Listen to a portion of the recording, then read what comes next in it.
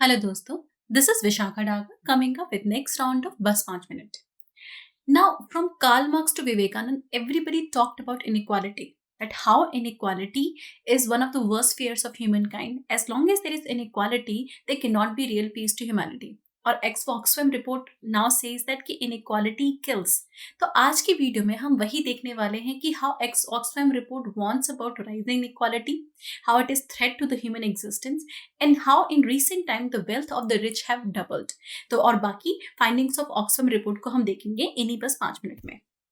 चलिए बढ़ते आगे. सबसे पहले देखते हैं कि ऑक्सफैम की जो रिपोर्ट है, जो कि इससे पहले भी हमने इनइक्वालिटी पे देखी है, निकालता कौन है.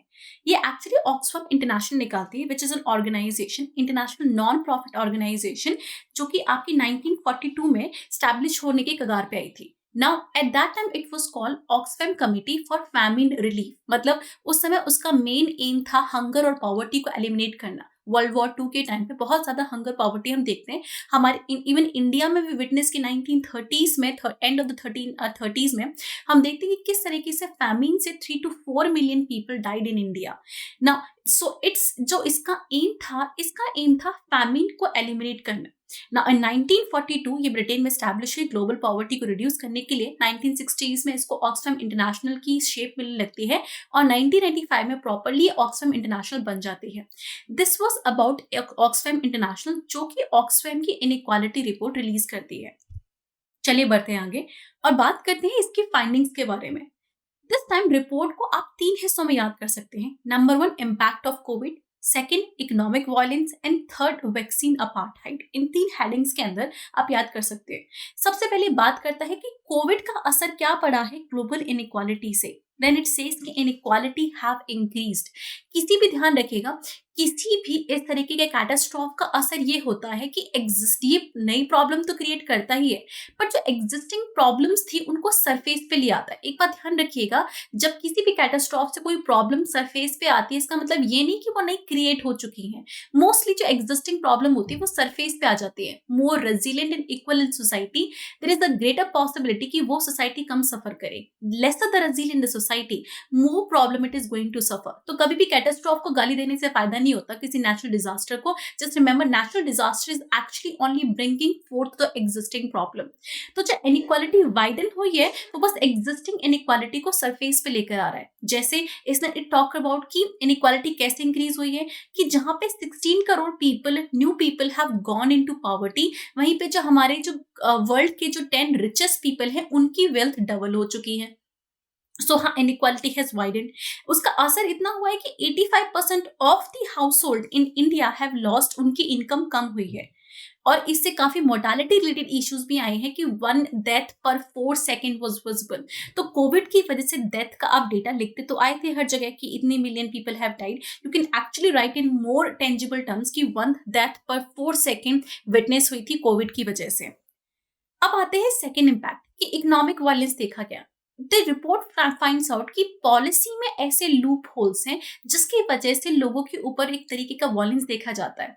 मतलब एक पॉलिसी ही हमारी डिस्क्रिमिनेटरी है. वो मोस्टली एक हायर पावर, हायर क्लास और हायर स्टेटस को सपोर्ट करती है, और मतलब जो बाकी उनके अगेंस्ट डिस्क्रिमिनेट कर देती है इंटेंशनली और अनइंटेंशनली.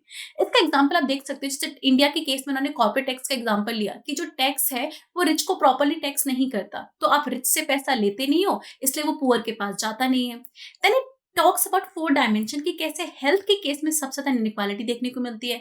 फिर पॉवर्टी की वजह से पुअर ही मोस्टली हंगर से मरते हैं. जेंडर बेस्ड वायलेंस हर जगह देखा जाता है. जैसे सेक्स सिलेक्टिव अबॉर्शन आप देख सकते हो कि जेंडर बेस्ड वायलेंस हर जगह देखा जाता है. और फिर क्लाइमेट में भी it is on mostly the poor, like tribals जो कि प्रॉपरली प्रोटेक्टेड नहीं है, they suffer the most.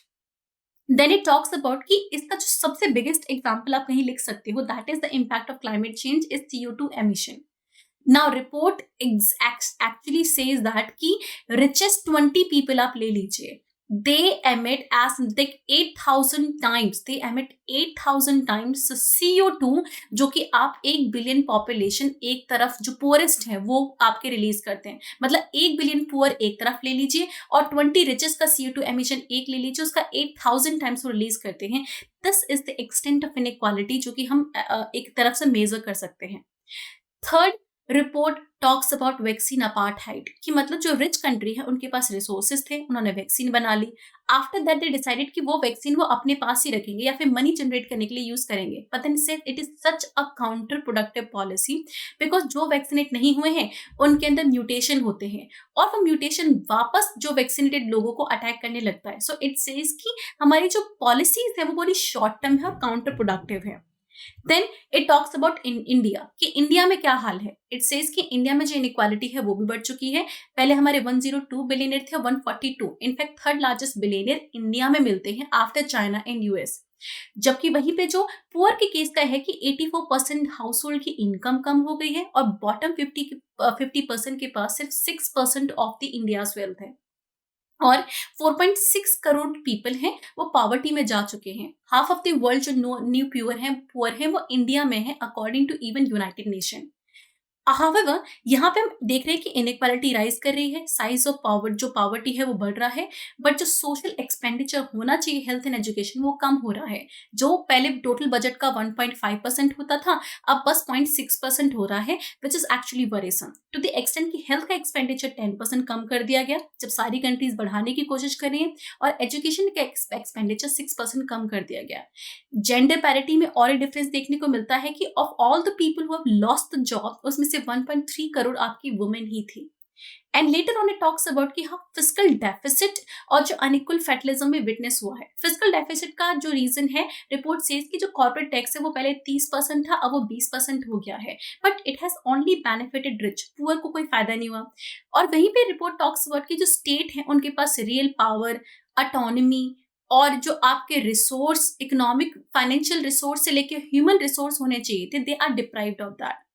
That's why after looking into problem, reports gives the way forward कि आपको पता है 3 जगह काम करना पड़ेगा। एक तो आपको पॉलिसी इंटरवेंशन इस तरीके से करना होगा कि जो रिच है उनकी वेल्थ को टैक्स करो, यहां से आप वेल्थ जनरेट करोगे और इस वेल्थ को रीडायरेक्ट करो पुअर की तरफ, राइट। जैसे हेल्थ केयर को यूनिवर्सलाइज करके, तो पॉलिसी इस तरीके से जो है एक रिपोर्ट दी है कि रिच से वेल्थ लेके पुअर की तरफ आपको ट्रांसफर करनी होगी। सेकेंड इट टॉक्ड अबाउट कि आपको जो पूरा पावर स्ट्रक्चर है वो रीस्ट्रक्चर करना पड़ेगा। जो हमारे सेक्सस लॉ है, जैसे वुमेन के नॉट अबॉर्ट, आसानी से उनको डिसीजन नहीं मिलता। जो आपकी 3 बिलियन वुमेन है उनके पास इतने जो लॉज हैं उनको फेवर नहीं करते हैं। इनफैक्ट जो हमारे एम्प्लॉयमेंट लॉज हैं वो वुमेन को प्रॉपरली एम्प्लॉय बहुत सारी सर्विसेज के लिए डिबार कर देते हैं, जैसे हमने अपने आर्म फोर्सेस में ही देखा। तो इस तरीके के डिस्क्रिमिनेशन को हटाने की जरूरत है। This is what report talks about. I hope आपको पूरी रिपोर्ट समझ में आ गई हो। आप कहीं एग्जाम्स वगैरह में लिख सकते हैं, आपकी अंडरस्टैंडिंग बढ़ा सके। If that is the case तो वीडियो को लाइक एंड सब्सक्राइब करना है, नहीं तो कमेंट सेक्शन में अपने डाउट्स डाल दीजिए।